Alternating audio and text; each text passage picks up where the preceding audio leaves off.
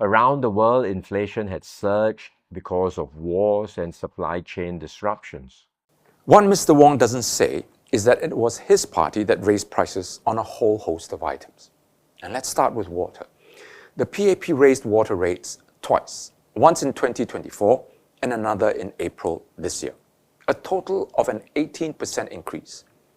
It had already increased water prices by 30% in 2018, which was before the COVID pandemic. Global inflation, really? And then in 2021, the PAP hiked petrol duty by 23%.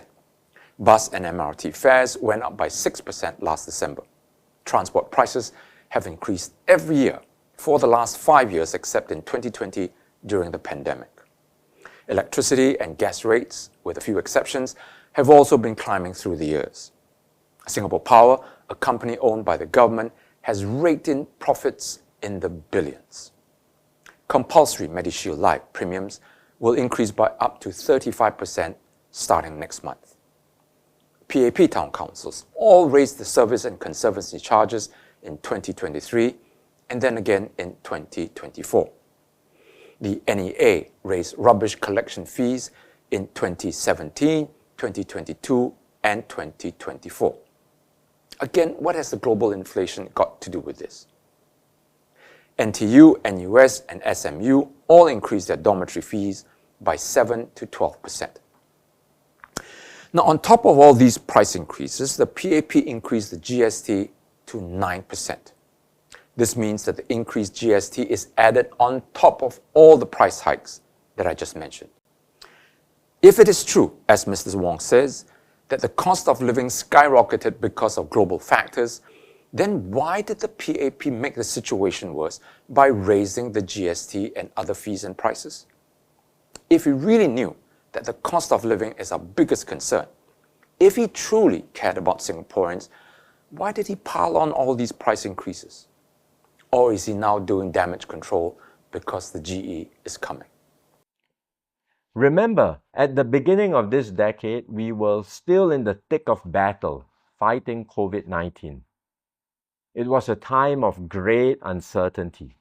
That's why when the economy showed signs of stabilizing, we decided to proceed with the GST increase. Also remember, the PAP made the decision to hike the GST in 2018, way before the outbreak of COVID-19.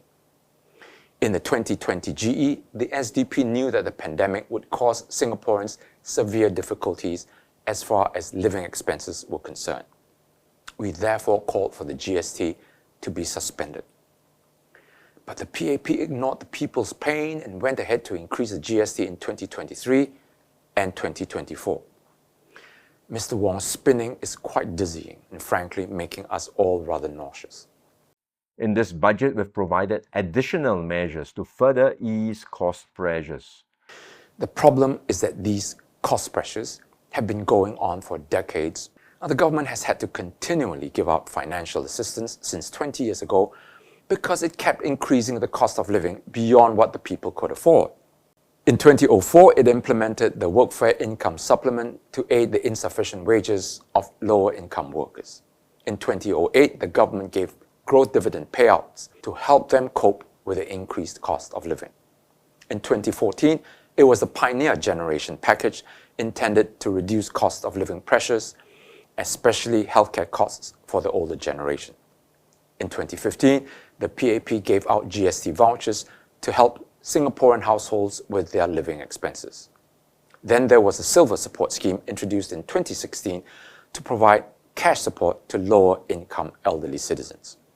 In 2018, former PM Lee Hsien Loong acknowledged that the Merdeka Generation package was given because the elderly were looking at their CPF savings and Medisave accounts, worried about having enough for their medical needs as they grow older. In 2023, Mr. Lee announced the Majula package, which according to an analyst is aimed at younger seniors who need help amid rising costs of living and anxieties about retirement adequacy. As you can see, the PAP has been giving out vouchers and financial assistance in the last 2 decades to help Singaporeans cope with the cost of living that it keeps increasing. The question is why? Why do the people have to depend on handouts from the PAP for decades just to cope. We are now all just hentak kaki, treading water. Why is it so hard for Mr. Wong to see that Singaporeans want to thrive, not just survive? And we do everything we can to keep our Singapore miracle going generation after generation. Is this Singapore miracle the same one where Dr. Tan See Leng's interview was headlined by Channel News Asia that Singapore needs foreigners to survive? Why, after 60 years of PAP rule, have we come to a state where Singapore cannot survive without foreigners? What kind of miracle is that? And one would have thought that Singaporeans alone would be able to keep our country alive. Yes, we would do better with foreigners, and we welcome them. But we must be able to survive. We have to, without foreigners.